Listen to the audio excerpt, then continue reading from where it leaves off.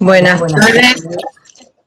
Desde la Facultad de Humanidades tenemos el gusto de presentar la primera maestría en Letras Hispánicas que se defiende por modalidad virtual. Así que en este momento le cedo la palabra a la directora de la carrera, doctora Gabriela Tineo. Buenas tardes a todos, a los que estoy viendo a través de la pantalla y a aquellos que están asistiendo a este acto a través de otros medios. Es un gusto enorme compartir con ustedes la defensa de tesis de la licenciada Estefanía Di Meglio, como dijo la doctora Sonia Bazán, primera tesis de maestría en Letras Hispánicas que se defiende de acuerdo con esta modalidad. Es un gusto, repito, estar compartiendo este momento con Estefanía y con todos los que nos rodean. La tesis se titula Lenguaje y representaciones de lo traumático en la casa de los conejos de Laura Alcoba, una retórica del desplazamiento. La directora de este trabajo es la doctora María Coira y la codirectora la doctora Rosalía Baltar.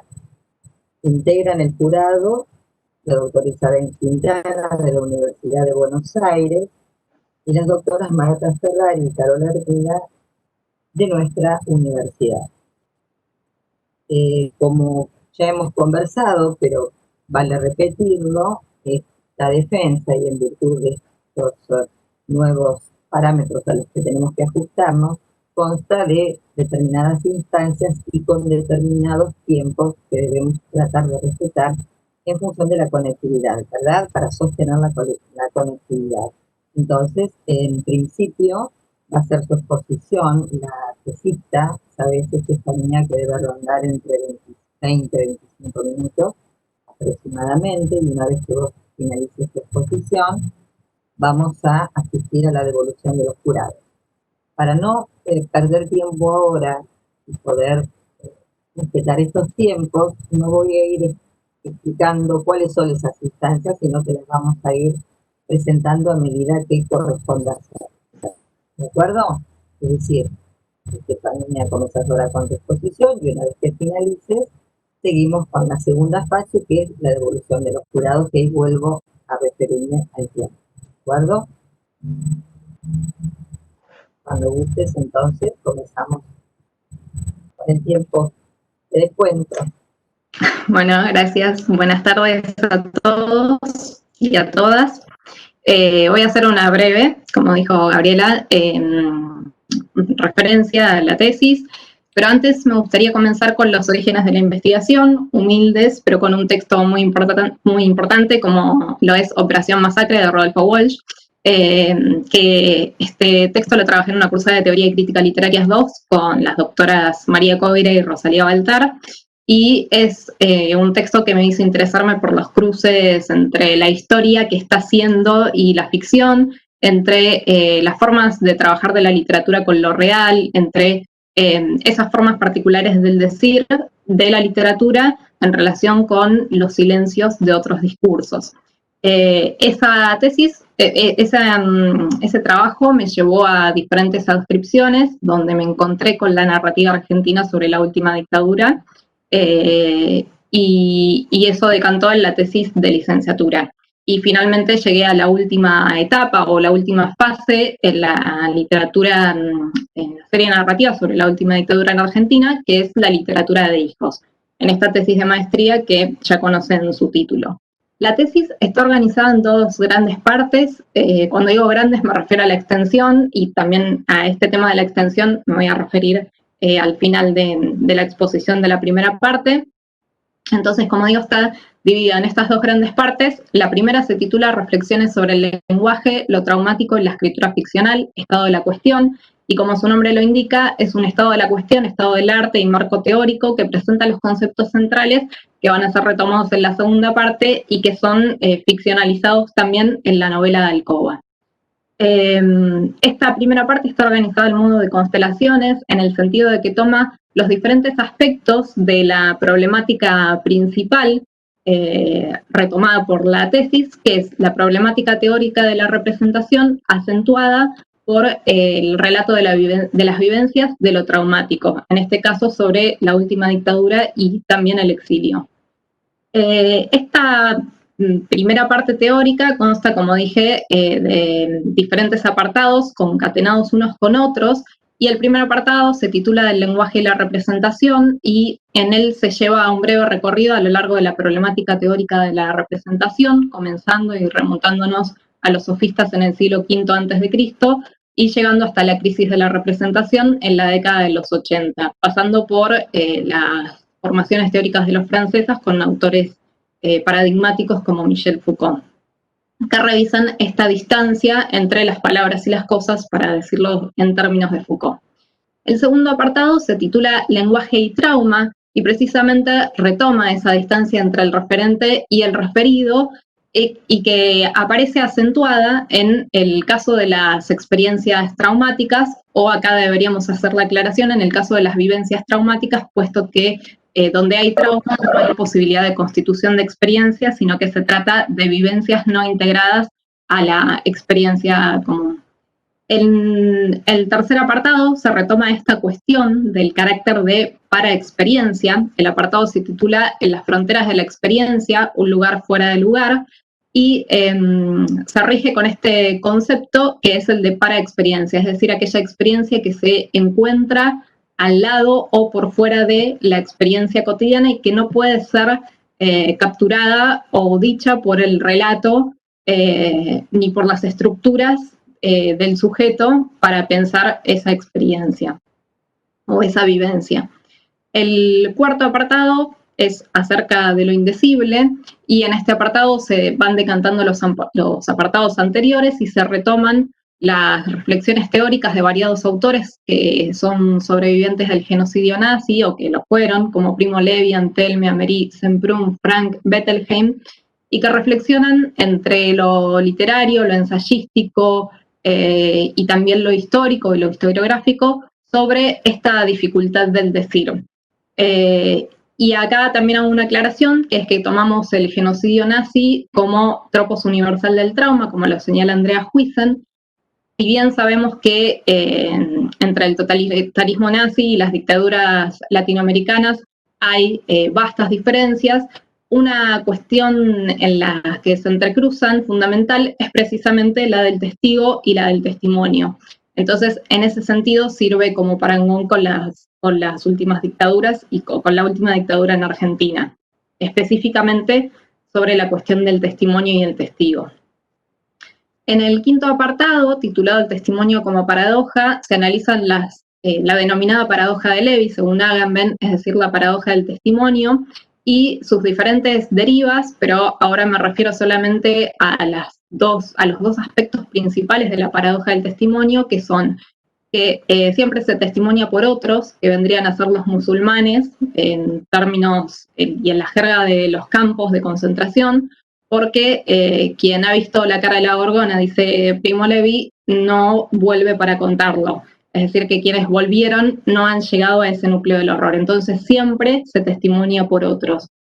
Y el otro aspecto de esta paradoja es la tensión creada entre la necesidad de testimoniar y la dificultad de hacerlo. En términos de Agamben, el testimonio da cuenta de la imposibilidad de testimoniar. Y esto es algo que se presenta en los textos literarios sobre la última dictadura, esta especie de puesta en abismo y la reflexión, muchas veces casi teórica, en el texto literario mismo, sobre el género del testimonio, que es uno de los géneros que está fundando y que está entrecruzándose con las novelas sobre la última dictadura en Argentina. La violencia en el lenguaje es el sexto apartado y se refiere a un hecho concreto y material casi, que es el hecho de que la historia se imprime en el lenguaje y que la historia de la violencia también se imprime en el lenguaje. Entonces hay ciertas palabras, modos del decir, giros discursivos, ciertas formas retóricas que dan cuenta de esa violencia impresa en el lenguaje desde el mismo momento de la dictadura y que continúa hasta nuestros días, fundando así una especie de retórica y de léxico del terror, como lo denomina Marguerite Feilovitz. Del recuerdo a la memoria es el séptimo apartado, y pretende trazar este camino entre el recuerdo puntual y la memoria, tanto individual y colectiva, y analiza las relaciones dialécticas que se presentan entre memoria individual y memoria colectiva, en el sentido de que ambas se constituyen mutuamente y están en permanente relación. Al mismo tiempo se analiza el carácter de constructo que tiene la memoria, y todo esto enmarcado en el giro subjetivo y en las teorizaciones que entienden que la forma testimonial y autobiográfica y autoficcional como una de las vías privilegiadas que eligen o que se eligen en la literatura de hijos para el relato del horror. Encontrar lo poético donde no lo hay, literatura y horror, es el octavo apartado de esta primera parte teórica, hace alusión a la frase de Adorno, y lo que se plantea en este apartado es cómo la literatura acentúa las ciertas características que tiene el testimonio. Es decir, que el carácter fragmentario, por ejemplo, el testimonio, su carácter incompleto, su carácter paradojal, esas características son compartidas por el hecho literario y por la literatura en sí misma, y entonces en ese sentido la literatura se presenta como una de las formas privilegiadas para dar cuenta de esas características del testimonio que muchas veces son dejadas de lado por otros discursos o inclusive por otras disciplinas por no responder a sus leyes disciplinares. Entonces, en este sentido, la literatura absorbe esas características y las potencia, presentándose como la forma privilegiada para hablar de aquello que no tiene nombre. Y el último apartado de esta primera parte teórica trabaja sobre el exilio, la escritura y el espacio entre lenguas. Trabaja las diferentes relaciones entre estos tres aspectos principales. Por ejemplo, se considera la escritura como una forma de exilio desde autores como Agamben o Jacques Nancy o Golubov en el ámbito local, que entienden la escritura y el lenguaje en sí mismo ya como una forma de exilio. Y por otra parte se da lugar a esta noción de espacio entre lenguas, muchas veces manifestada a partir del fenómeno de code switching o switcheo, que es central para la hipótesis de esta tesis, puesto que entendemos que el espacio entre lenguas, esa indefinición, ni en una lengua ni en otra, ese espacio que se da entre las diferentes lenguas y entre los diferentes idiomas, es el espacio privilegiado también para dar cuenta del lugar que ocupa el relato de lo traumático. Es decir, si el relato de lo traumático o lo traumático se sitúa, corta la cadena significante y se sitúa fuera de la palabra, fuera del lenguaje, fuera del relato y fuera del discurso, como dice Steiner, el horror está fuera del discurso, entonces en ese sentido, ese espacio indefinido entre lenguas e idiomas es en el texto a trabajar, en el texto en cuestión, La Casa de los Conejos de Alcoba, es un espacio que da cuenta de ese lugar de lo traumático, de ese lugar fuera de lugar.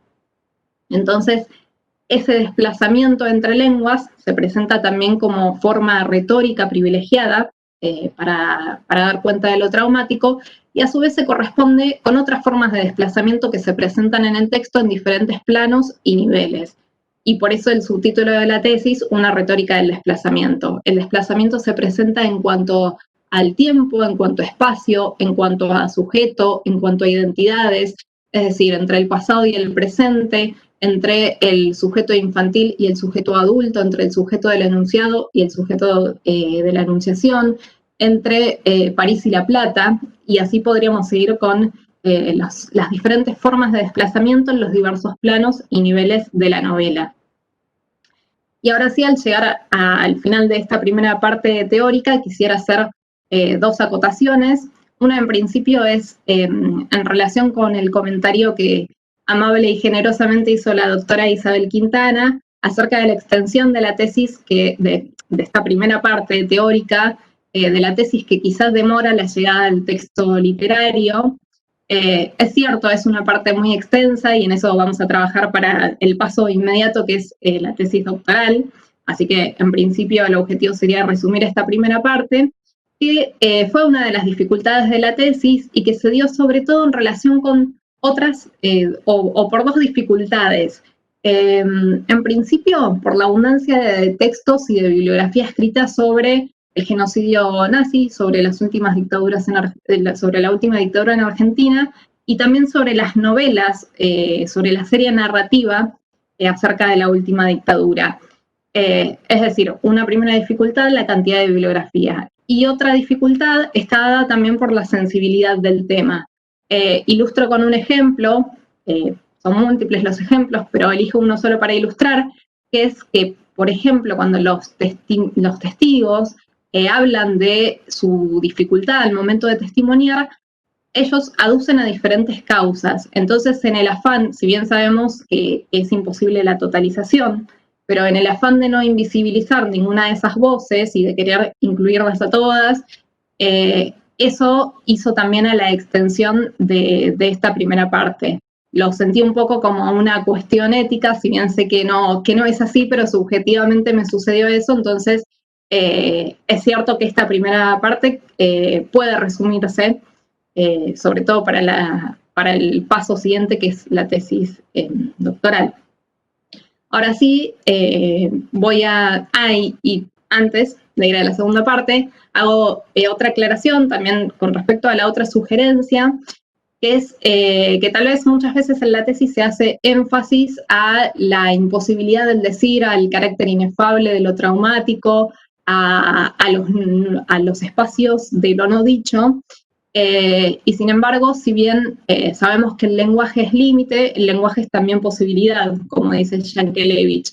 Entonces, en ese sentido es cierto que muchas veces hago énfasis o voy al polo, a la radicalización de la imposibilidad de decir, y que habría que acentuar más la real posibilidad que hay del decir, porque sin ir más lejos, estamos leyendo una novela o estamos analizando una novela que habla sobre lo traumático, ¿no? Pero bueno, la idea es que el centro y el núcleo de lo traumático queda como velado, indecible y sin acceso, entonces en ese sentido sí hay un centro al que no se puede llegar, pero sí es cierto que se lo puede bordear y que de hecho hay efectos en lo real.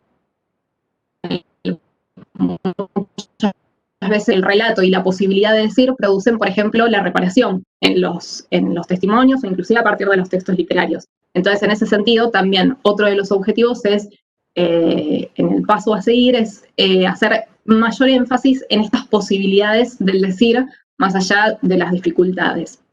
Y ahora sí, paso a la segunda parte de la tesis, que está dedicada al análisis del texto literario en cuestión y que se titula La escritura de lo traumático, lenguaje, narración, memoria y duelo, sobre la Casa de los Conejos de Laura Alcoba, y que a su vez está dividida en tres partes, esta segunda parte, que son el lenguaje, la lengua y la traducción.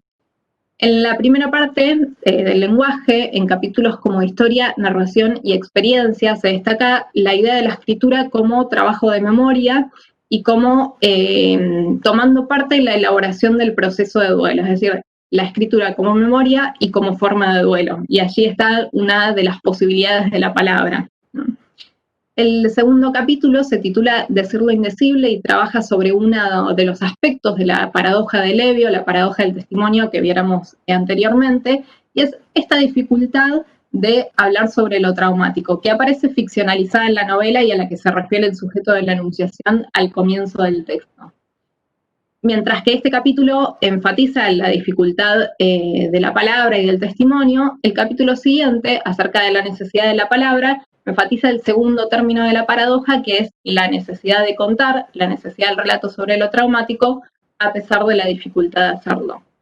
El capítulo siguiente, Los trabajos de la memoria, entiende lo literario y la esfera artística en general como una de las formas de la reconstrucción de la memoria, tanto individual como colectiva. Y aquí aparece la dinámica a la que me refería anteriormente entre precisamente la memoria individual y la memoria colectiva, como dos términos que se presuponen mutuamente.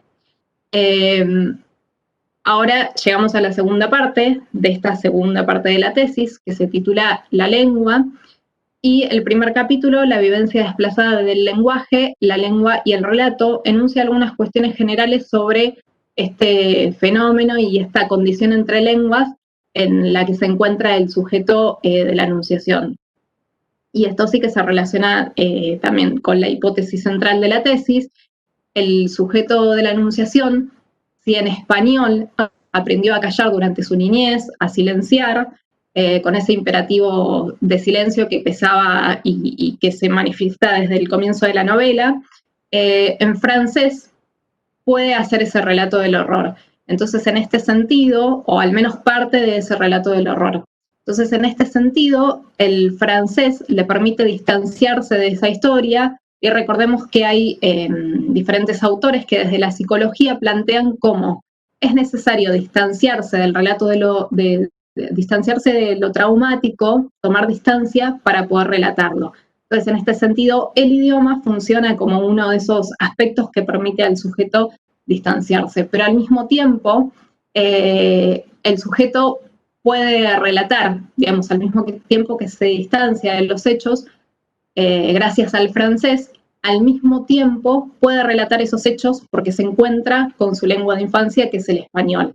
Entonces, esto da lugar al segundo capítulo, que se titula Recuperar la lengua de la infancia, y a partir de este segundo capítulo, la tesis gira en torno a una palabra específica, que es la palabra central en la novela, que es la palabra embute, el lugar donde se guardaban y donde se escondían las armas y la imprenta clandestina que funcionaba en la Casa de los Conejos. Y este término puede entenderse como a partir de diferentes recursos retóricos que condensa diferentes recursos retóricos y que funcionan alrededor de él.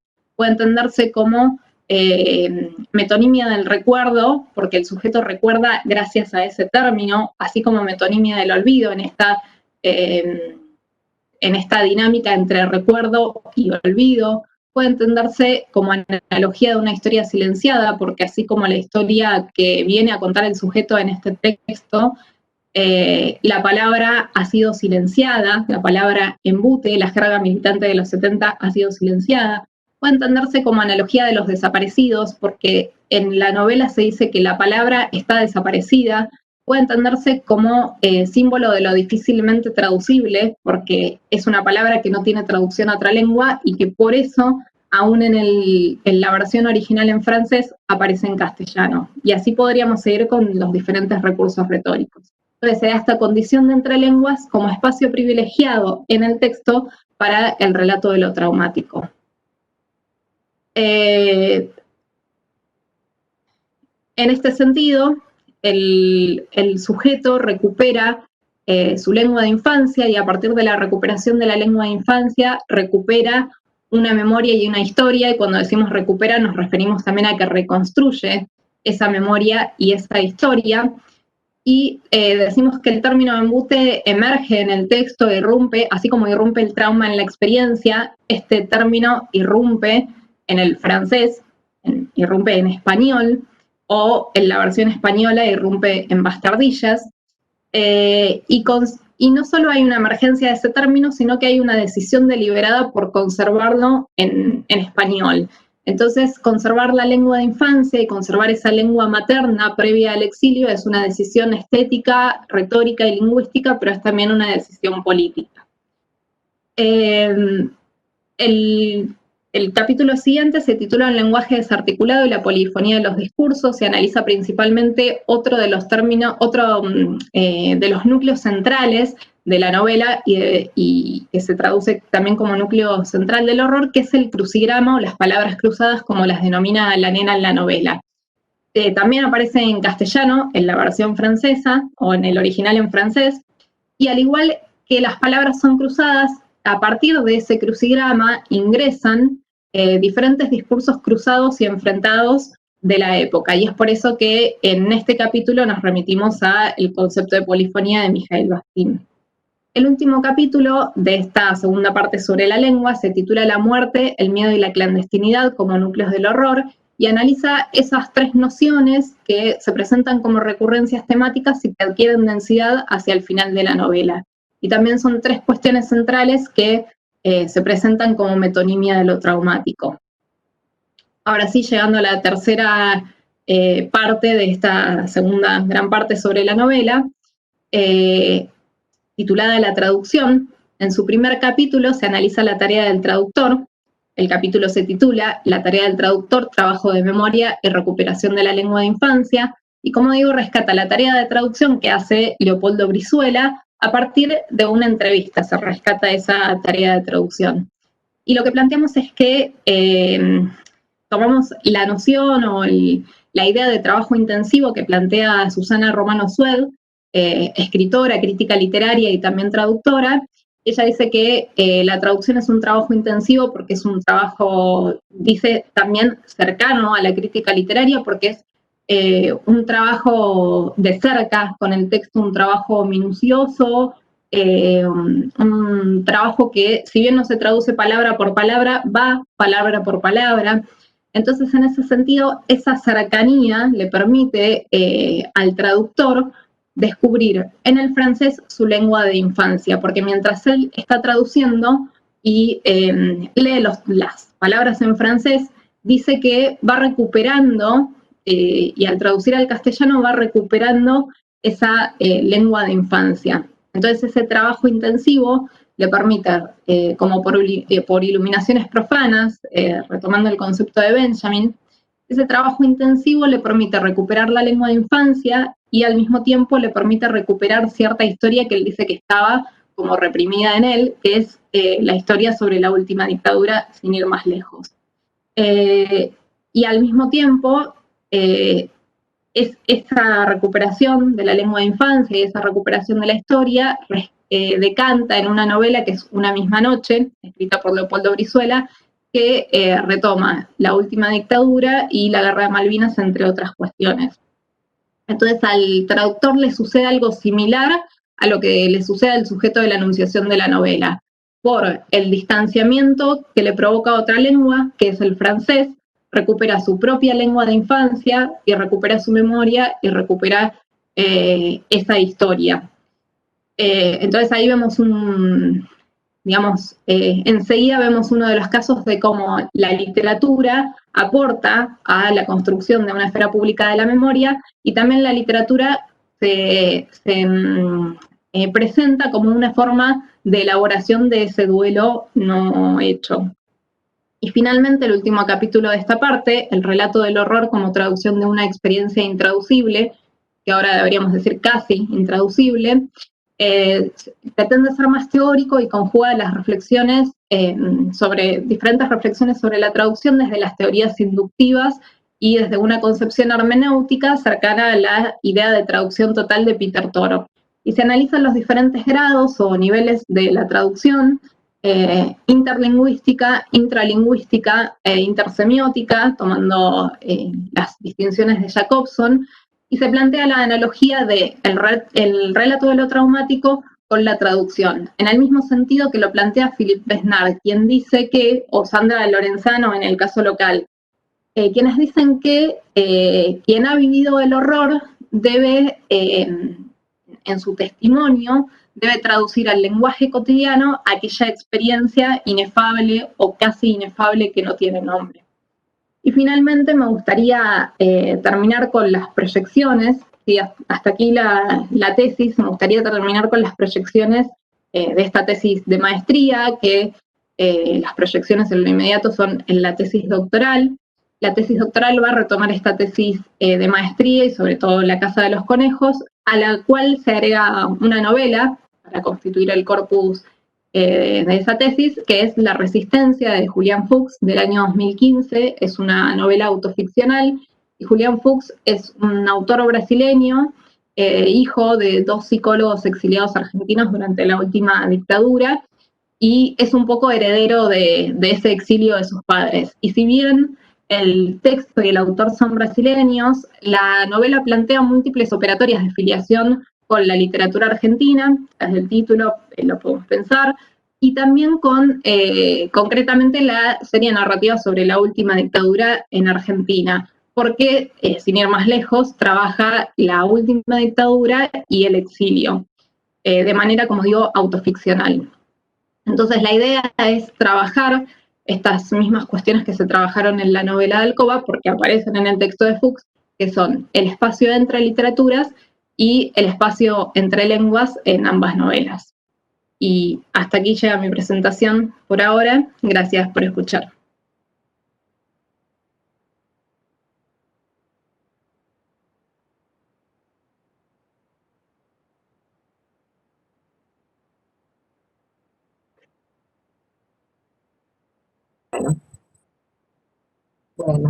Bueno, gracias, Estefanía, por tu exposición. Pasamos ahora a la tercera fase de este acto, que es la devolución y el coloquio. Cada uno de los integrantes del jurado va a tener aproximadamente 10 minutos para hacer comentarios, preguntas, diferentes observaciones.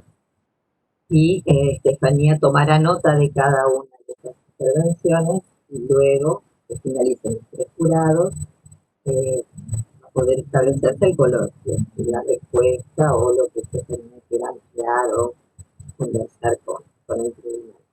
Comenzamos con la jurada externa, la invitada externa, por cortesía siempre, se encarga de con grado cero en el primer lugar a los jurados externos.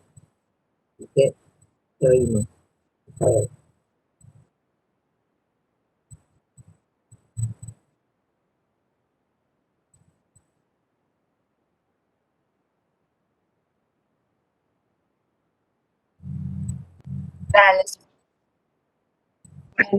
Bueno, gracias por la cortesía de dejarme hablar primero. Bueno, felicitaciones, Estefanía.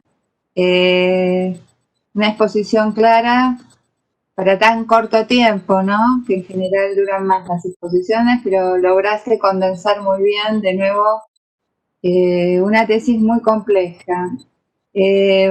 Voy a contar una primera perplejidad que tuve ante la tesis, que fue cómo escribir tremenda tesis a partir de una sola obra, ¿no? Porque en general estamos acostumbrados a tesis de corpus, ¿no?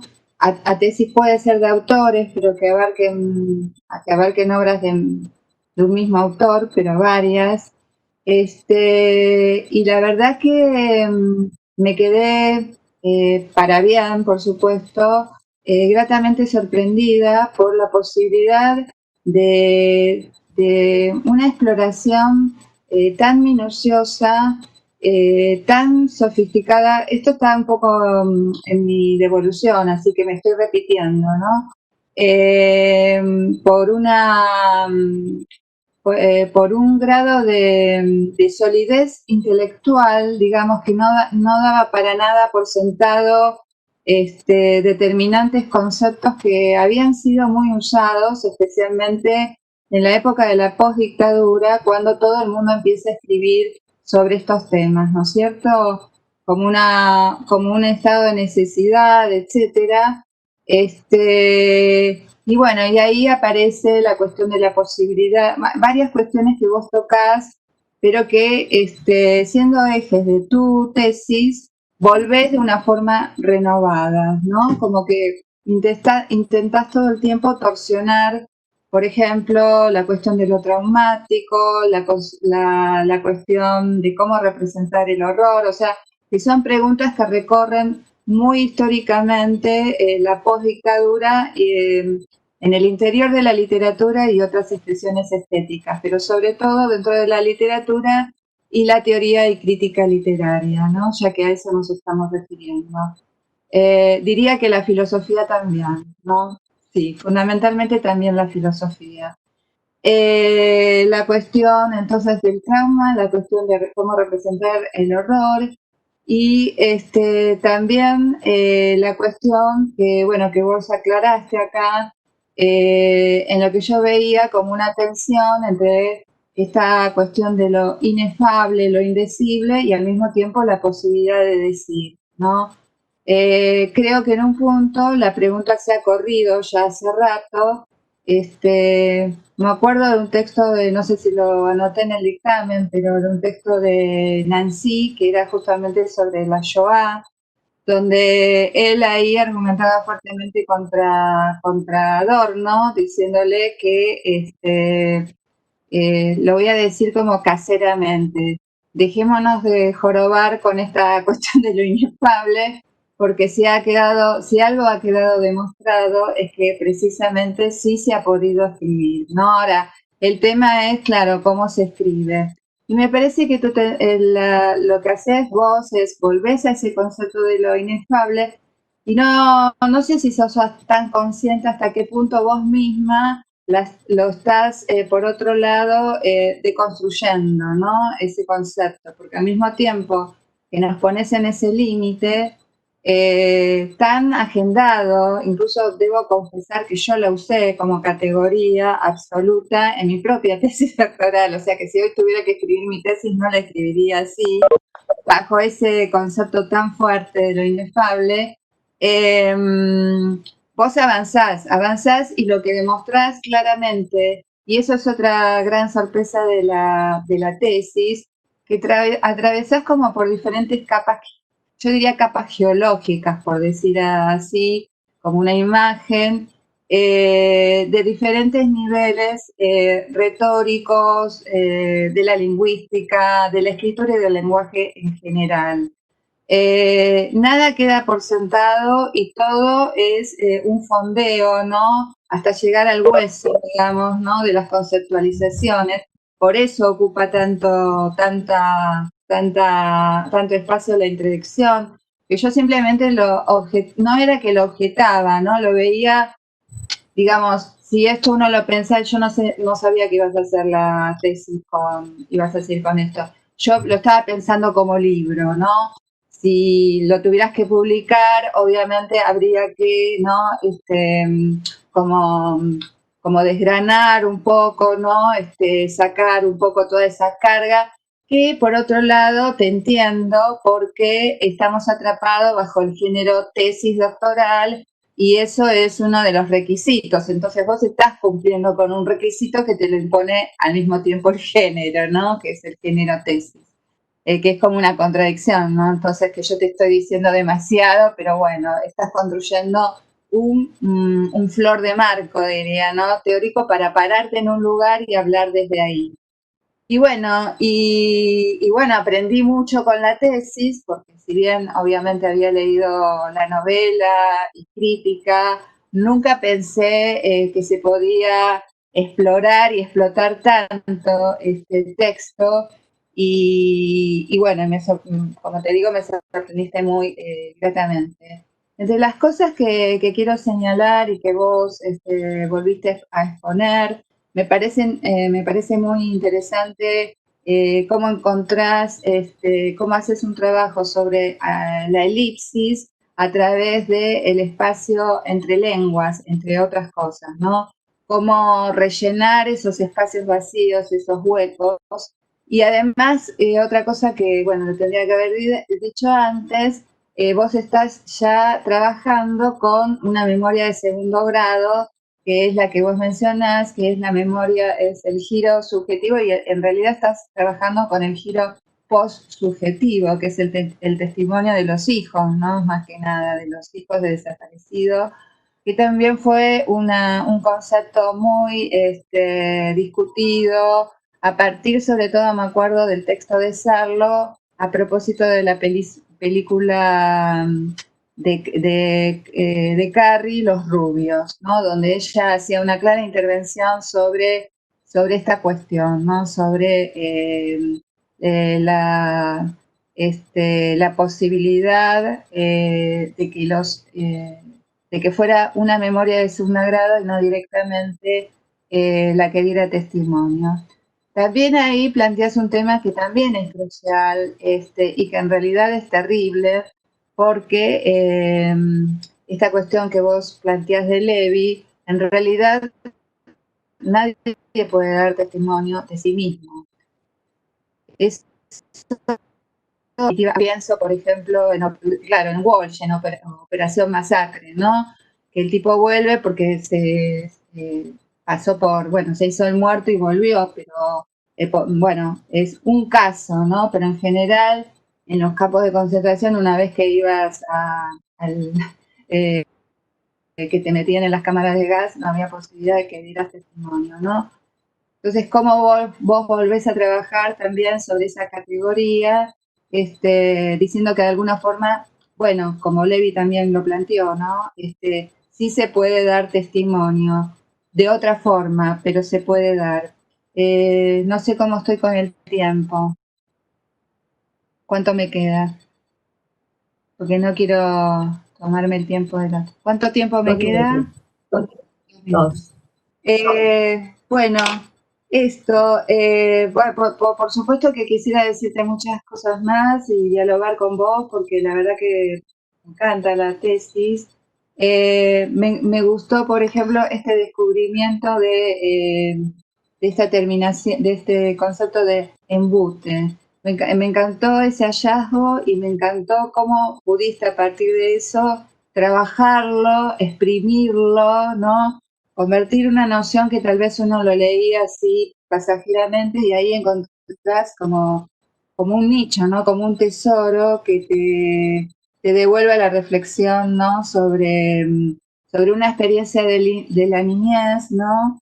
Pero también te lleva al tema de la lengua, a la cuestión de no traducir, que es toda una decisión, no solo porque no existe en francés, porque siempre hay formas de traducir, ¿no? Siempre hay una forma de traducir, pero la decisión, ¿no? Porque el embuste para mí termina siendo como una condensación muy fuerte de lo que vos estás diciendo, ¿no? Como que ese término termina siendo una condensación fuertísima y yo te diría que eso tendría que estar y seguir si vas a trabajar en esa línea, porque para mí es un gran hallazgo, ¿no?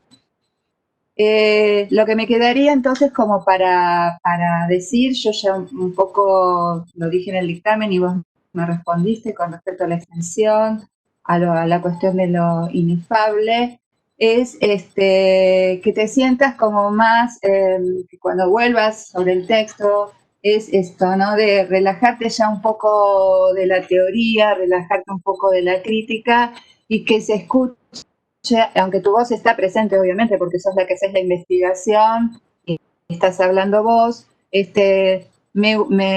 estás, el sujeto de la enunciación está el tuyo, pero a veces está tapado por tanta cita erudita. A mí me gustaría escucharte a vos más, porque la verdad tu discurso es muy poderoso y vos necesitas hacer eso que hacemos todo alguna vez, acudir a la cita erudita como para legitimar lo que vas a decir, cuando en realidad vos ya tenés las ideas, no necesitas ir a la cita erudita, ¿no?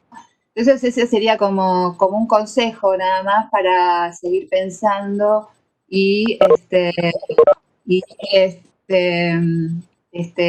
dejando como por afuera, digamos, estas cuestiones que tienen que ver con el formato académico. Bueno, si vas a escribir la tesis doctoral tendrás que seguir en el género, pero de todos modos, te repito que está bueno para mí. Yo cada vez cito menos, eso se ve en el backstage. Lo que uno lee se ve en el backstage, está ahí, uno sabe que está ahí, ¿no? Pero eso sería casi como un consejo maternal, te diría. Bueno, hasta ahí mi intervención. Y felicitaciones y gracias porque fue un disfrute leer tu tesis.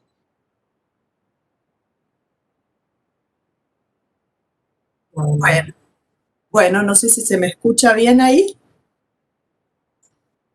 Bueno, primero me alegra mucho que haya llegado finalmente el momento de la defensa de esta tesis, que yo recibí hace aproximadamente un año.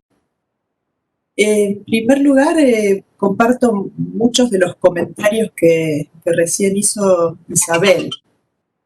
Lo primero que me gustaría decir es que a mí me resultó la tesis de Estefanía una tesis admirable. Y voy a explicar un poco por qué.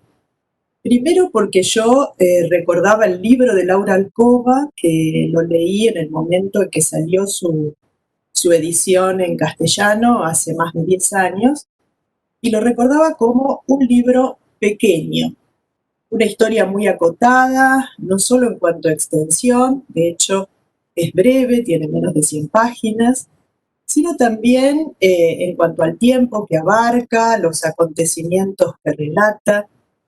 Y de hecho la misma autora insiste en varias ocasiones en que se trata de una pequeña historia, ¿no? Esto aparece ya en el subtítulo en francés, en el original, y también insiste varias veces ya en el arranque de la novela.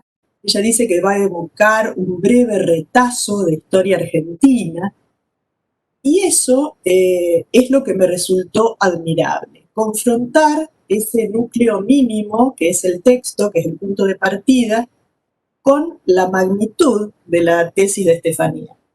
Me sorprendió cómo ella de ese núcleo mínimo fue capaz de desplegar un abanico amplísimo de problemas teóricos, y no solo eso, sino que con cada uno de estos problemas vas armando un estado de la cuestión tan exhaustivo, tan minucioso, que como vos misma citaste en tu exposición oral, para terminar hablando del tema del problema de la representación en el arte, te retrotraes al siglo V a.C.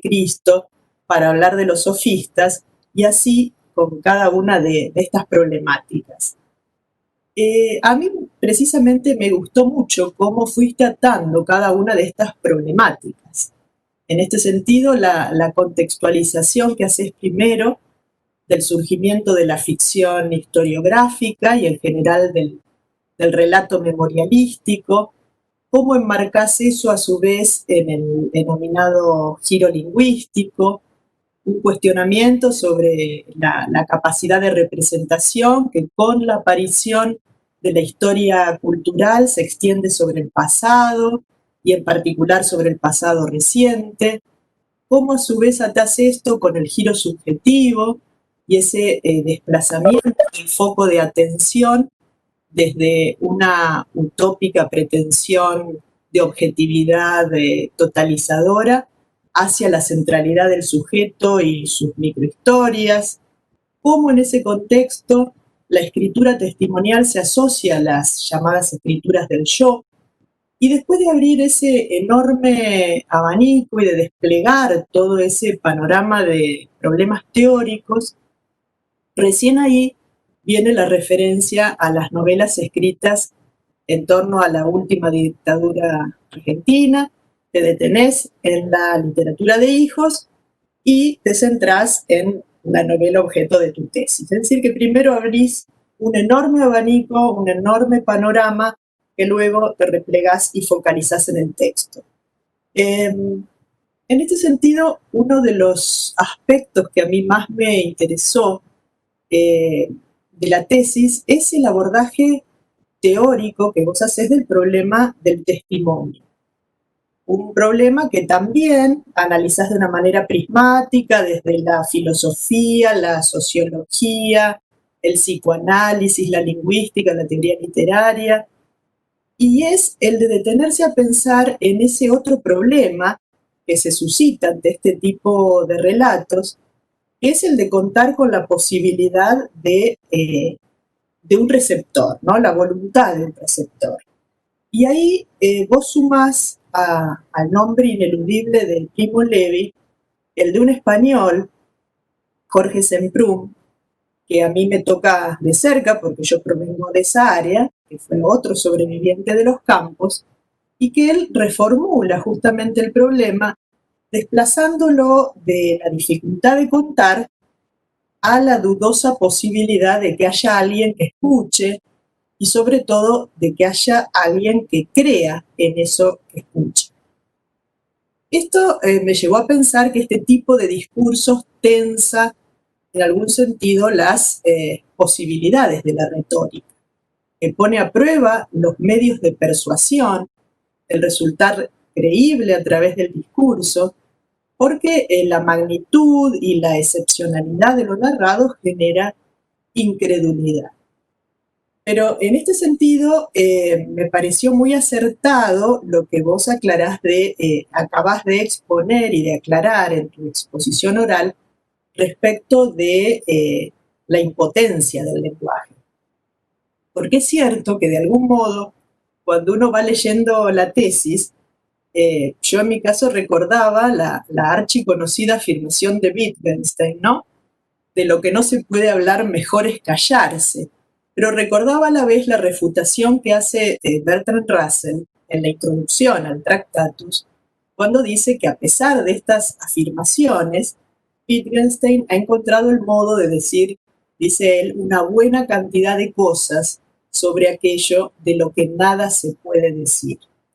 Bueno, de alguna manera aquí estaríamos parados en un sitio similar. Y ahí me parece que está el gran hallazgo de tu tesis.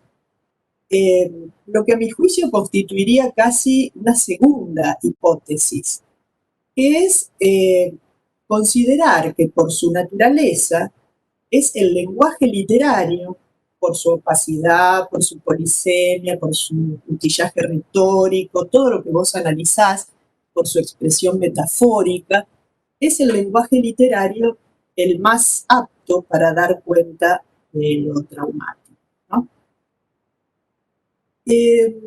Tenemos muy poco tiempo, así que yo me voy a centrar en dos pequeñas cosas más. Yo lo puse ya en el dictamen, pero quiero repetirlo acá, y es que tu tesis revela un conocimiento muy profundo, no ya del objeto propio de estudio de la tesis, sino de toda la serie literaria en torno del exilio, de la escritura de hijos, así como también de la literatura, digamos, que funda la tradición memorialística en el ámbito europeo. Y creo que en esa línea fundadora de textos sobre la memoria podría figurar también un texto menos conocido, mucho menos citado, pero que seguramente te interesaría leer, que es el de Eugenia Ginzburg, una escritora rusa de principios del siglo XX, que escribió un relato autobiográfico, estremecedor, desde otro ángulo, en torno a la purga stalinista de 1937 y que se tituló El Vértigo. Creo que ese libro, al que yo llegué a través de Primo Levi, de Jean Améry, encaja perfectamente en este mismo cuadro y en esta línea fundadora sobre la memoria. Como comentario, como pregunta, te dejaría solamente la siguiente. Y tiene que ver con el posicionamiento que tienen los hijos respecto de la generación de los padres. Es decir, la mirada que desde el mundo infantil se hace del mundo adulto. Concretamente, vos en la tesis citás a Luisa Valenzuela, quien, hablando de este libro de Laura Alcoba, considera que la mirada de la autora no es condenatoria, dice ella, en tanto que deja en manos del lector juzgar los hechos. Mi pregunta es muy sencilla, es muy concreta, es si vos coincidís con esa apreciación, con que el hecho de que no haya juicios de valor explícitos supongan una ausencia de mirada crítica. Eso sería todo, y por otra parte, bueno, volver a felicitarte y a insistir en el carácter admirable que para mí tiene tu tesis por las razones que recién dije.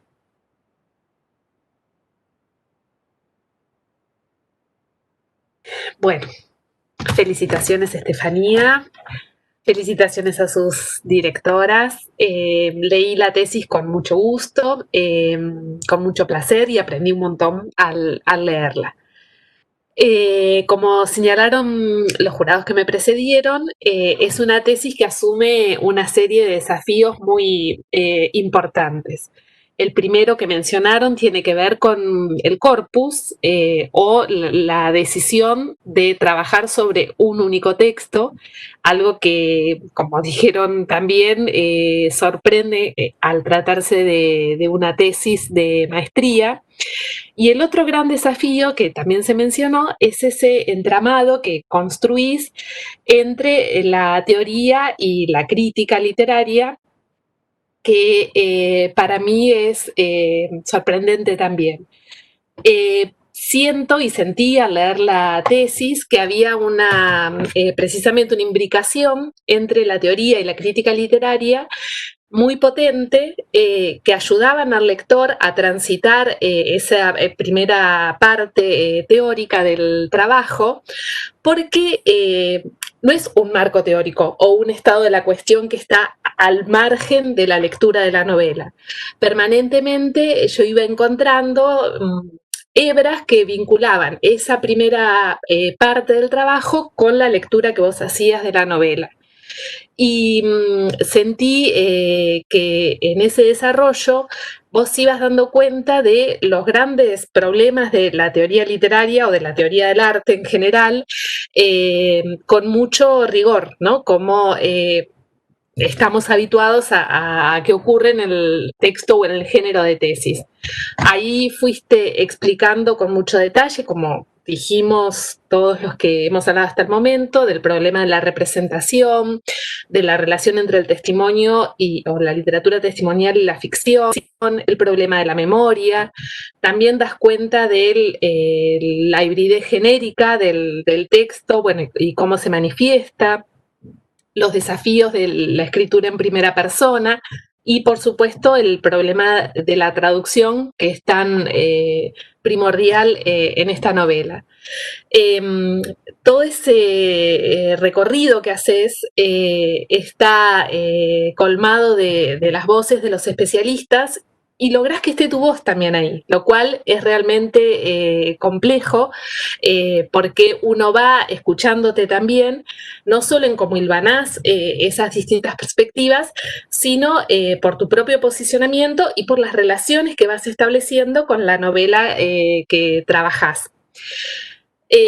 Por eso, otra cuestión que me gustaría señalar es el trabajo retórico de tu propia escritura en la tesis, ¿no? Me parece que es un texto que es claro, que es denotativo, como debe serlo una tesis de doctorado, que incluye las marcas propias del género y la cita de autoridad, pero es mucho más que eso, porque también avanzás en forma solidaria de algún modo con el corpus que estás trabajando, con la novela que estás trabajando, en una escritura que se anima a la metáfora o a la connotación para dar cuenta de los problemas que has seleccionado, ¿no? Abordar. Pienso que todo el trabajo que vos haces, por ejemplo, con el término embute o con el trabajo con los crucigramas de la novela, de algún modo también me parece que esa imagen nos permite pensar en las operaciones que vos misma pusiste en práctica a la hora de leer la novela, ¿no? Pienso en el embute, en esa pared que cubría lo que estaba oculto o escondido, la imprenta, digamos, en la casa de los conejos, y esa palabra que no se puede traducir, ¿no? Que no dice esto es esto, me parece que es lo que está ocurriendo a lo largo de las páginas de tu tesis. Uno ve allí que no hay una explicación de la novela, que no hay una traducción de la novela, que hay un trabajo acerca de eso que quedó tras de la pared y lo vas abordando, lo vas asediando, lo vas buscando con todo este dispositivo teórico crítico que construiste para acceder a él. No quiero extenderme porque, bueno, ya muchas de las cosas que había pensado las han dicho Isabel y Marta. Te quería comentar simplemente algo que tal vez conozcas, no lo sé, es la repercusión que tiene esta novela en lectores jóvenes y en la escuela secundaria, ¿no? Pareciera difícil de pensar en un texto que requiere de todo este andamiaje teórico para hacer una lectura así en capas y tan productiva como la que hiciste vos, pensando un poco en eso de quién escucha o cuál es el lector de esta novela, ¿no? Que por un lado pareciera el lector especialista o el lector que puede hacer todo este recorrido teórico que vos nos proponés, y como también hay otros lectores que se están aproximando a este texto desde otros lugares y están escuchando esta voz que se ha construido de este modo que vos nos fuiste describiendo, ¿no? Muchos colegas nuestros están compartiendo la sorpresa o lo que ocurre en las aulas cuando se trabaja con este texto. Me pareció que, un poco para contrastar tal vez con la erudición de la lectura que vos haces, podía ser interesante pensar en estas otras apropiaciones del problema, de la memoria, de la relación con lo testimonial y demás, que se pueden generar a partir de una novela como esta. Bueno, felicitaciones nuevamente. El texto es muy amigable con el lector, como creo que puse en el dictamen también, más allá de todo este trabajo teórico que tiene, ¿no? Lo cual es algo para ponderar también y para agradecer como lectora y bueno, como jurado también. Felicitaciones.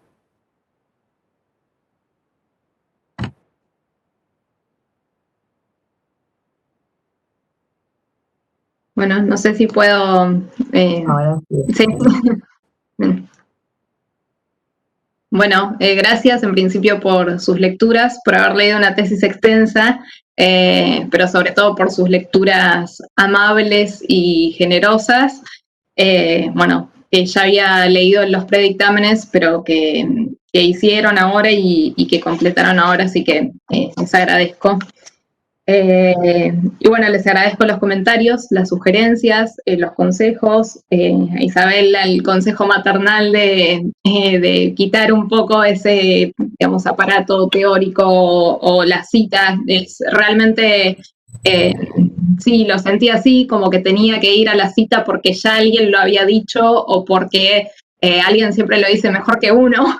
Entonces, en esta cuestión del cómo decir, bueno, sentía que tal vez tenía que ir a la cita, aún en la parte en esta segunda parte de análisis sobre la novela, pero es cierto que eso tal vez se puede quedar integrado de alguna manera en la parte teórica y sí que en la parte del análisis de la novela sea más el análisis propio o la voz propia. Que por otra parte me suena más también a lo que decías vos, que bueno, que estás haciendo vos ahora. Hay que tener también toda una trayectoria para hacer eso, yo recién estoy empezando, pero bueno, esta cuestión de también una escritura un poco más ensayística y no tanto pegada todo el tiempo a lo teórico, lo traigo a colación porque en muchos momentos sentía que tal vez la escritura más ensayística era la forma más adecuada también de hablar sobre este tema, como decía anteriormente, tan sensible y tan complejo. Y entonces por eso, esto no lo dije al comienzo, pero por eso muchas veces en la tesis introduzco por ahí pequeñas frases que son comparaciones, que en realidad podrían decirse de otra manera, pero que me pareció que la forma más adecuada en cierta medida era a través de comparaciones, no decirlo directamente, sino a través de comparaciones o de modalizadores como el quizá o el tal vez, ¿no? No traicionar la esencia del relato literario, ¿no? Así que, bueno, gracias Isabel por los consejos. Bueno, Marta, también muchas gracias por... no leí el texto, sí, por supuesto lo voy a leer, el texto que me recomendaste, y voy directamente a la pregunta porque tampoco tengo mucho tiempo. Es una pregunta que es simple, pero que al mismo tiempo es compleja, ¿no? Esta cuestión de si está la mirada crítica en la novela. Bueno, la literatura de hijos en general abunda en estas miradas críticas y en este gesto crítico, lo que se ha denominado como memorias airadas también, ese hablar desde el enojo porque los padres estaban luchando por un mundo mejor, pero por otro lado los hijos a veces quedaban relegados, ¿no? Esas críticas que se hacen en la literatura de hijos a partir de los textos literarios. En la novela de Alcoba pareciera no estar tan presente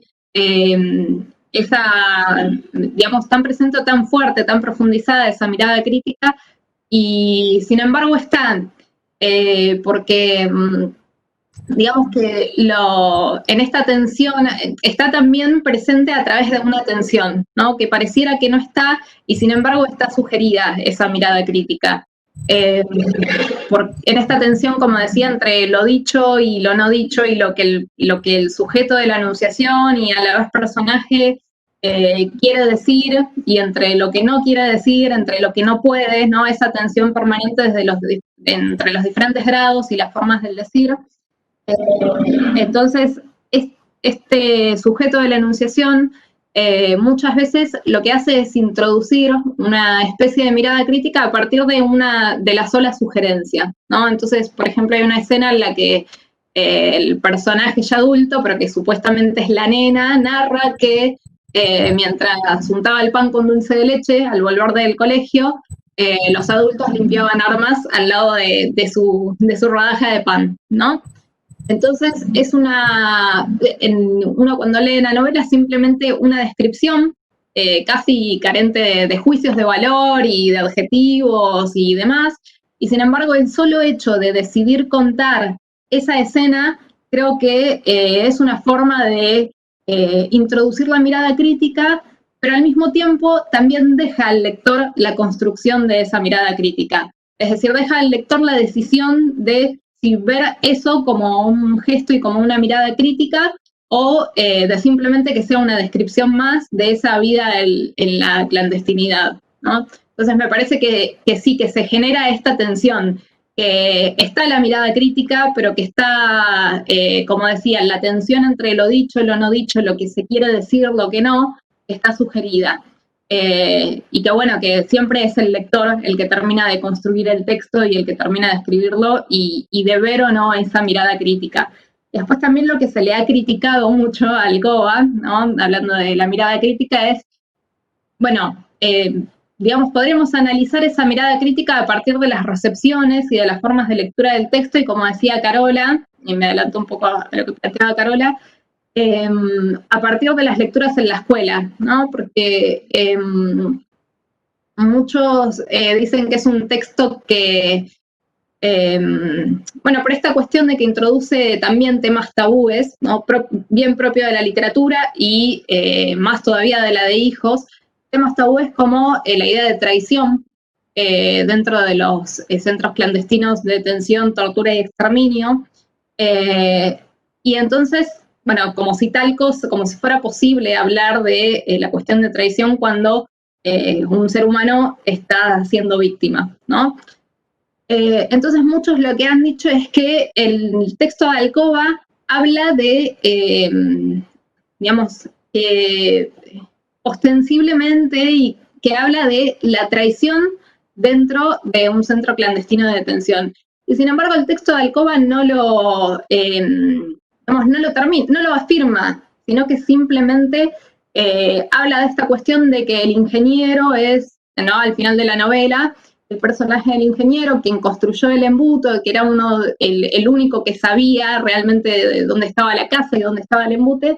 Entonces, que él pudo haber sido quien dijo dónde estaba la casa de los conejos, ¿no? Y que por eso fue encontrada por los militares y bombardeada y demás. Entonces muchos lo leen eso como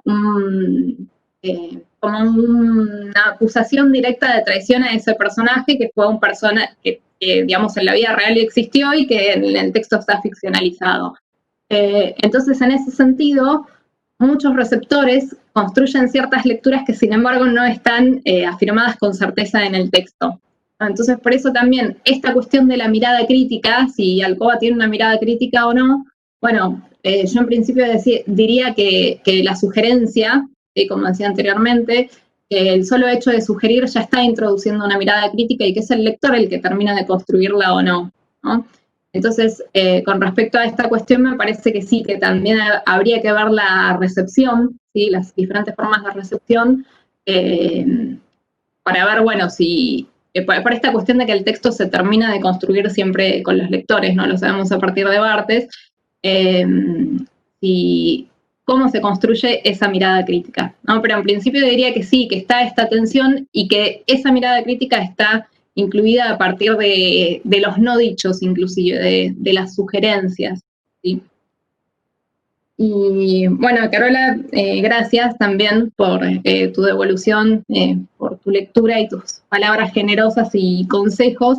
Y sí, creo que hay una productividad muy importante en ese terreno de analizar cómo el texto es leído, cómo fue leído o cómo sigue siendo leído en la escuela. También por esta cuestión de que hay muchos docentes que deciden dar el texto y que están muy contentos con cómo funciona el texto y con cómo se puede hablar a partir de un montón de cuestiones sobre el pasado reciente en Argentina a partir de este texto. Pero hay otros docentes que por estas mismas cuestiones de los temas tabúes que menciona el texto, deciden omitirlo. Y me parece que ahí se está omitiendo la productividad de la literatura, la productividad del texto, la productividad de ensayar también miradas críticas en nosotros mismos y de ponernos a prueba nosotros mismos, porque son cuestiones que, hablando de lo indecible, y bueno, es el tema que recorre toda la tesis y la defensa misma de hoy, hablando de lo indecible, son temas de los cuales es difícil hablar, como decía anteriormente, por la sensibilidad del tema y porque todavía hay muchas cosas que faltan decir, pero precisamente por esta dificultad, ¿no? De lo traumático en general y del pasado reciente en Argentina, que hoy podemos hablar, pero que también hemos tenido retrocesos en algo que pensamos que creo que estábamos seguros o casi seguros de que estaba consolidado, porque era algo que en principio nos parecía lógico, digamos, eso no se discutía, era algo que estaba consolidado, las conquistas con respecto a los derechos humanos y las políticas de derechos humanos, y sin embargo hemos tenido retrocesos que nos enseñaron que hay que, digamos, seguir peleando por esas conquistas y seguir construyendo las memorias sobre el pasado reciente. Y seguir cuestionándonos sobre todo, porque si no nos cuestionamos nosotros, vienen estos actores sociales que ponen en cuestión un pasado, pero no para seguir construyendo a partir de ese pasado, sino para banalizarlo o para borrar la memoria, la historia o esas políticas que, bueno, que lograron articularse. Entonces, bueno, en principio sería esto. No sé si respondí a las preguntas finalmente. Pero... Sí, perfectamente. En lo que a mí respecta, fantástico. Así que felicitaciones otra vez, Estefanía. Gracias. Para mí también. Gracias. Sí, para mí también, y me gusta lo que trajeron ustedes respecto a la lectura en la secundaria. Mi hijo lo leyó en la secundaria. Supongo que el hijo de Rosalía también habrá pasado por esa experiencia. Y fue muy positivo, realmente, sin hacer demagogia. Tuve una buena docente y bueno, un poco que aprendió de la dictadura, no solamente por la parte histórica, sino por la parte de la literatura, ¿no? Y creo que la novela tiene como diferentes cartas de lecturas. Las lecturas que pueden hacer los adultos, las lecturas que pueden hacer los académicos y la lectura que pueden hacer los niños o adolescentes, que me parece también un logro de la novela genial, porque los chicos lo primero que hacen es se sienten identificados, no porque fueron al exilio, qué sé yo, porque es un par, digamos, ¿no? Y como que atraviesan la historia junto con el personaje. Perdón que traigo esto, pero como apareció, me parece muy interesante, ¿no? Para seguir pensando esto que vos, Estefanía, estás planteando, también respecto a esto tan fuerte que nos está pasando, que es, esto ya creíamos que lo habíamos recontra superado, o sea, que ya fue, viste, que no teníamos que que estaba instalado culturalmente en nuestra sociedad, y cómo en los últimos años se han encargado justamente de instalar otro discurso, ¿no? De instalar un contradiscurso, y hay como que empezar de nuevo en algún punto.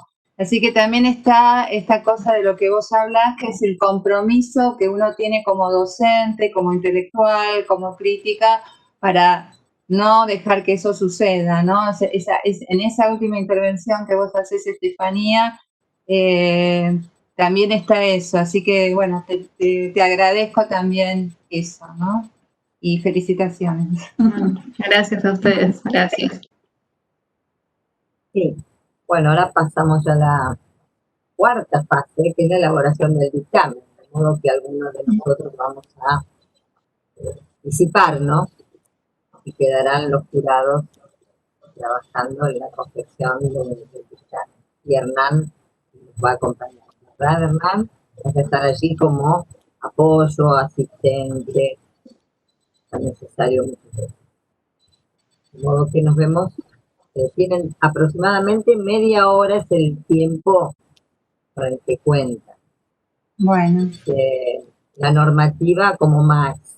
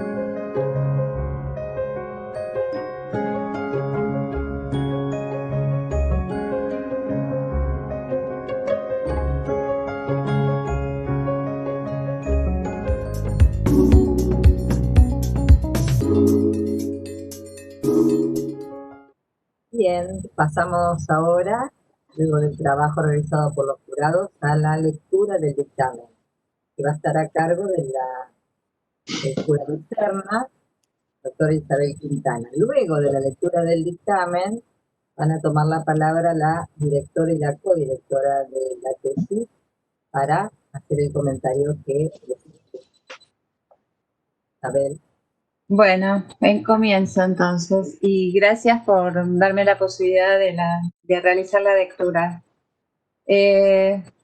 Defensa de maestría en letras hispánicas, tesista licenciada Estefanía Luján Di Meglio, en la ciudad de Mar del Plata, siendo las 18 horas del día 2 de octubre del 2020, se reúne el jurado designado a los efectos de evaluar la tesis presentada por la licenciada Estefanía Luján Di Meglio, legajo número 46, en el marco del programa de la maestría en letras hispánicas, titulada El lenguaje y representaciones de lo traumático en la Casa de los Conejos de Laura Alcoba, una retórica del desplazamiento, dirigida por la doctora María Coira y codirigida por la doctora Rosalía Bantal.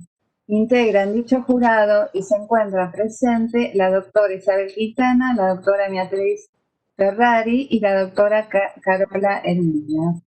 La tesis de la licenciada Estefanía Di Meglio, Lenguaje y representaciones de lo traumático en la Casa de los Conejos de Laura Alcoba, una retórica del desplazamiento, pone en evidencia un trabajo de gran exhaustividad teórica, de lectura meticulosa del corpus, expresando con claridad el desarrollo de hipótesis complejas en torno al tema de la memoria, el lenguaje y lo traumático. Es una tesis trabajada desde una posición crítica que recupera una amplia bibliografía sobre dichos temas, reponiendo un universo vasto de teorías de diversas procedencias y tradiciones, filosofía, lingüística, historiografía, estudios culturales, teoría literaria y psicoanálisis. La primera parte presenta un detallado estado de la cuestión sobre las relaciones entre la escritura ficcional, el trabajo con el lenguaje y con el trauma. Con este fin se detiene en el desafío que plantean estas escrituras, hablar de lo que no tiene nombre, y para hacerlo aborda el complejo problema de la representación en el arte en general y en la literatura en particular. En estas páginas define, a partir de diversos teóricos críticos de la literatura, conceptos nodales en su lectura de Alcoba, tales como trauma, experiencia, lo indecible, el testimonio y su paradoja, la memoria, los desafíos de la literatura del horror y el exilio. Este recorrido permite llegar a la segunda parte de esta tesis, en la cual se sumerge ya en la novela en cuestión, a lo largo de 3 tópicos: el lenguaje, la lengua y la traducción. Si bien, como señala la tesista, a partir de las referencias a diversos especialistas, todo texto es traducción, en la Casa de los Conejos este problema adquiere una relevancia particular, ya que se trata de la traducción al castellano de una narración en francés que da cuenta de la experiencia traumática vivida en la infancia en la Argentina desde los años 70. Durante el coloquio, la tesista dio cuenta ampliamente de las preguntas, sugerencias y comentarios presentes en los dictámenes, a la vez que ofreció una síntesis de los principales apartados de su trabajo. A lo largo de su exposición oral, la licenciada Di Meglio demostró un claro dominio del tema objeto de su tesis, expresó claramente las hipótesis y desarrolló con solvencia los conceptos centrales que sustentan su lectura crítica. Se trata de una tesis admirable por la magnitud de las problemáticas teóricas. La licenciada Di Meglio hace derivar de un núcleo textual mínimo.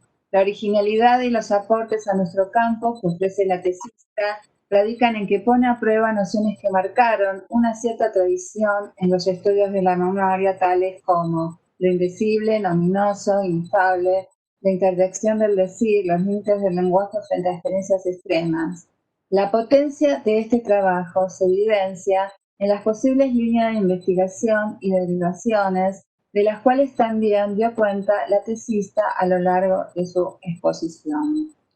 En virtud de las razones expuestas, este tribunal de tesis, por unanimidad, decide la siguiente calificación: 10 sobresaliente con recomendación de publicación.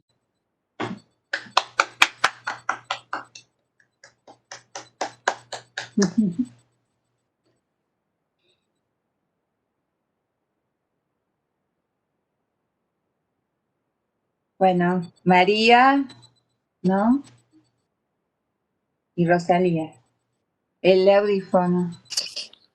Hola, ¿se escucha? Sí. Bueno, quiero hacer una serie de agradecimientos,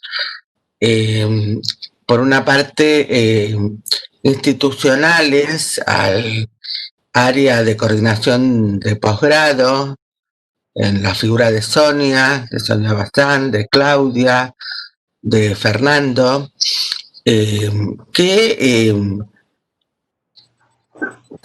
han hecho posibles, hacen posibles que en estos tiempos extraños de pandemia, estas actividades académicas, estas defensas, puedan seguir realizándose. Un reconocimiento también al secretario de la Maestría en Letras Hispánicas, Hernán, muy buen colaborador, en este caso especial ha lidiado conmigo, con mis problemas técnicos que hemos superado, y desde ya un gran reconocimiento a la directora de la carrera, Gabriela Tineo, que desde el momento en que esta tesis fue entregada hasta ahora que se ha producido la defensa, ha estado siguiendo todos los pasos y muy atenta para que esto, llegara a lo que llegó. Mis mayores felicitaciones son a la tesista, a Estefanía, ya que los directores, codirectores, etcétera, de tesis no somos alquimistas, no vamos a hacer oro donde no lo hay. Con suerte podemos ser facilitadores, no poner obstáculos, acompañar bien, y encima si podemos hacer alguna contribución ya estamos en el mejor de los mundos, de lo que es este largo proceso de redacción y defensas de tesis. Estefanía es la que puso el cuerpo, horas de investigación, luchas con el ángel de su propia escritura, y va toda mi felicitación a ella. Y desde ya, mi gran reconocimiento a los miembros del jurado, Isabel, Marta, Carola, por las lecturas tan responsables y minuciosas que han realizado, y más todos los aportes que han surgido durante la realización de esta defensa y coloquio. Bueno, es un día de fiesta.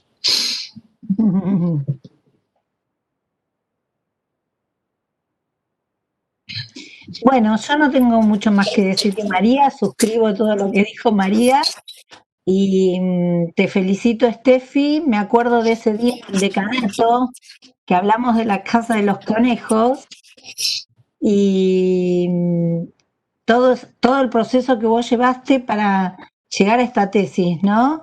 Desde ese momento en que casi que no querías ni leer el libro por poco. Y creo que has tenido un crecimiento espectacular y como nos gusta tenerte, gozamos de esto que ha pasado, ¿sí?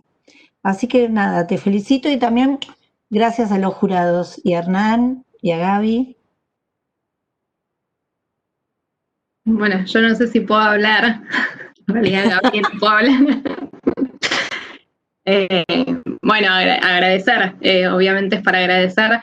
La tesis en realidad, y no hace falta que lo aclare, no es fruto del esfuerzo individual solamente o del mérito individual, sino que es gracias a un conjunto de personas, sobre todo de instituciones, de grupos, y bueno, por eso quiero agradecer. No voy a nombrar a todos porque tenemos problemas de conectividad y no tenemos mucho tiempo, pero me gustaría, pero sí, bueno, quiero agradecer a Posgrado también por la posibilidad de defender la tesis aún en este marco, que implica un enorme esfuerzo y trabajo.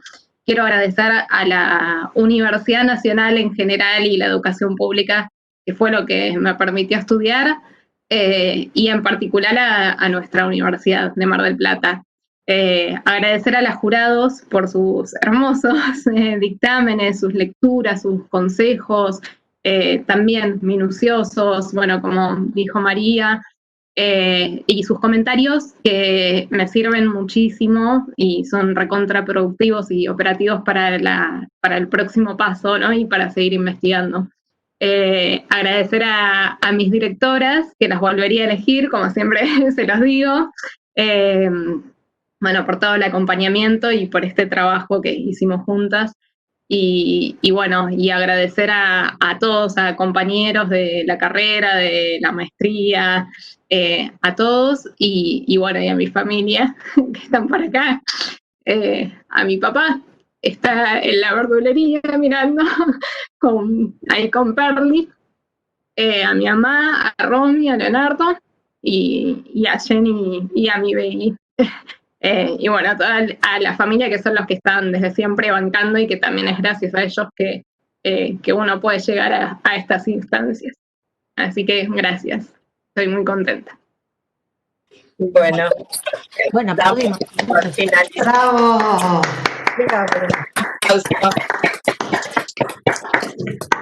Felicitaciones a todas y a todos.